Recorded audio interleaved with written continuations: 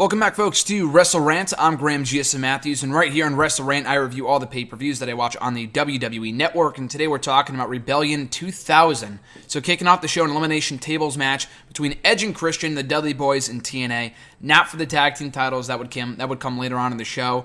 But a fun little opener, nothing at stake, but a tables match is obviously the Dudley Boyz forte, so a good little match. TNA getting eliminated early on was probably for the better. I mean, they were a good team, but in-ring wise, they weren't great, or at least as good as Edge and Christian and the Dudley Boyz. So once it came down to the classic combination of the Dudley Boyz and Edge and Christian, it was a pretty fun match. Dudley Boyz go over, good way of opening the show. After that, for the WWF Women's Championship, Ivory successfully defending her gold against Lita in a pretty good match, probably one of the better women's matches from that time period, which isn't really all that surprising because, like I said, this is Rebellion 2000, one of the better all-around years wrestling-wise for WWE. Not a great match. It was only barely 3 minutes long, but still fine for what it was. Lita had a good showing here. She was not as good as she would, later on become later on down the line, but still fine match. Ivory's still the women's champion.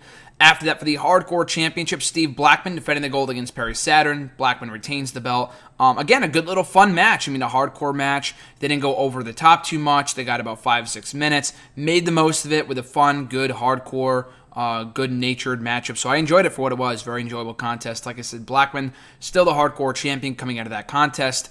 After that, for the European Championship, William Regal defending the gold against Crash Holly. And again, a fun little match. I liked the dynamic between the two. It wasn't your traditional wrestling match. And I liked up to this point in the show that each match had something different to offer. Like I said, the first match was an Elimination Tables match, which was all hardcore kind of stuff and different spots for tag team wrestling. The women's match was short and sweet. The hardcore match was fun. This match was fun too, but in a different kind of way, if that makes sense.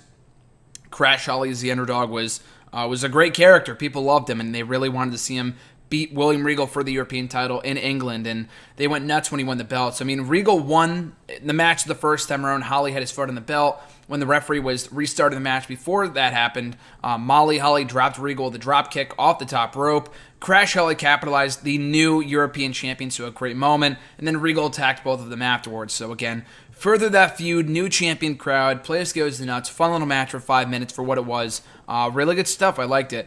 So after that, another tag team match, a mixed tag team match, Chyna and Billy Gunn taking on Dean Malenko and Eddie Guerrero. This was in the midst of the partnership turned feud between Chyna and Eddie when Billy Gunn got involved and later Dean Malenko. Good match. I enjoyed it. I mean, it wasn't really mixed tag team because you had Chyna. You only had one woman on one team, and that was about it. And then you had Malenko, Eddie, and Billy Gunn as her partner and opponent. But still a good match. Chyna, I probably have talked about this before in past WrestleRant videos, but she never really seemed out of place in more matches, more often than not in matches with the guys. A lot like with guys like Eddie and Malenko and Billy Gunn, where she just kind of fit right in the mid-card scene. But yeah, a good match. Chyna and Billy Gunn emerged victorious, so Chyna got her, was able to get her comeuppance over Eddie Guerrero, so to speak. So after that, we had Kane and Chris Jericho going one-on-one in a match or rather a feud that started over a cup of spilled coffee. This was the infamous feud that started over a cup of spilled coffee when Jericho spilled coffee on Kane. But we got some good matches out of it. A decent little match. Actually, a pretty good match for what it was. Even sometimes the worst of feuds have the best of matches, if that makes sense. When I say that, I think of Rusev and Ziggler. The matches weren't great, but they did work well together. They had a few decent matches back in the mid-late 2015 time. This was no different. Jericho and Kane didn't really have much going storyline-wise, but they made chicken salad out of chicken shit. Had a fun little match. Kane won. Jericho put him in the walls afterwards, and that would build to their last man standing match in Armageddon, I think only a few weeks later, not too long afterwards, and that'd be a great match too. After that, for the tag team titles, Right to Censor defending the gold against the Hardy Boys. Good little match. The Right to Censor never really had many, not breakout matches, but not many great matches wrestling-wise during their time as champions. But not even their time together as a stable, they didn't have many great matches together. But they did have quality opponents in the Hardy Boys who carried them to a really good match. Although even despite that, they came up short in winning the tag team titles, but still a solid match nevertheless. After that, The Undertaker taking on Chris Benoit in a really, really good match, which should surprise no one because when Undertaker's motivated, and it's weird too because the guy has had the best of matches and he's had the worst of matches. And obviously, I feel like he's Obviously, the old cliche that he's aged like a fine wine, and that his best matches have come in recent years towards the twilight of his career as opposed to the beginning when he was facing people like King Kong Bundy, Hulk Hogan, fucking, Giant Gonzalez, all these awful, awful matches. But when he had matches against people who could go, like Chris Benoit, he could have great matches. Like Kurt Angle is no different. Kurt Angle kind of a similar style of match. Years later, No Way Out, and that the two had a really, really good wrestling match. And this was no exception. Benoit had a great showing, even in defeat. He came up short, but looked strong in defeat after a 12-minute matchup, Taker emerging victorious. So again, great match. One of Taker's better, probably more underrated matches from that time period. He had a couple of really good matches with Stone Cold, Kurt Angle, like I said. The match I was talking about was from 2006, but he also had a couple good matches with him in 2001.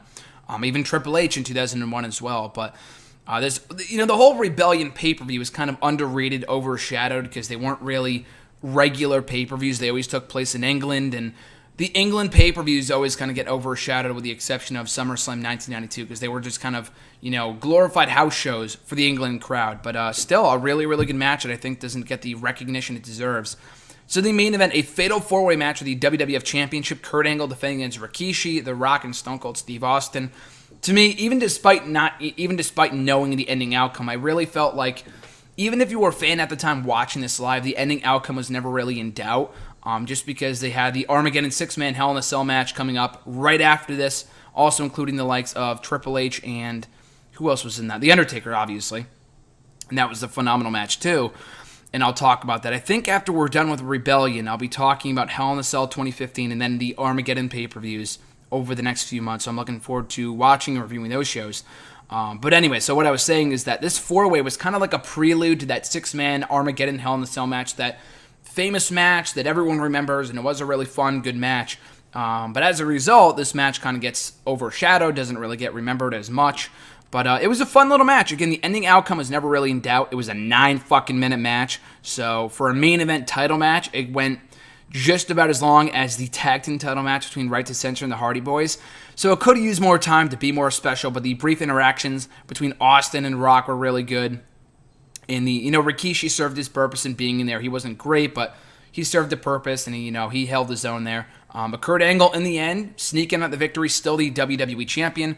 Austin and Rock cleared the ring afterwards. They celebrate to close the show, so a good way to send the crowd home happy in England. So overall, a fun show. Like I've talked about before, I feel like more often than not, the 2000 shows, probably with the exception of WrestleMania 2000, were all really, really good pay-per-views, because as I've said time and time again, 2000 was one of the best wrestling years in WWE history from start to finish.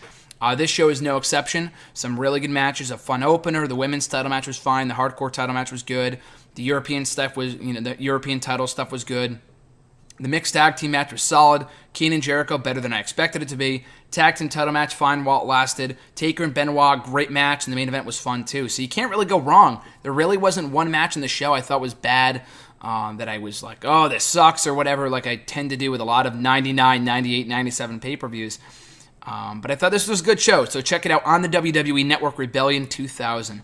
So as I alluded to earlier, coming up next here on the WrestleRant series, I will be talking about Rebellion 2001 in my next video. So until then, guys, have a great rest of your week or weekend, whatever it might be. I'm Graham G.S. Matthews, and I'll catch you folks down the road.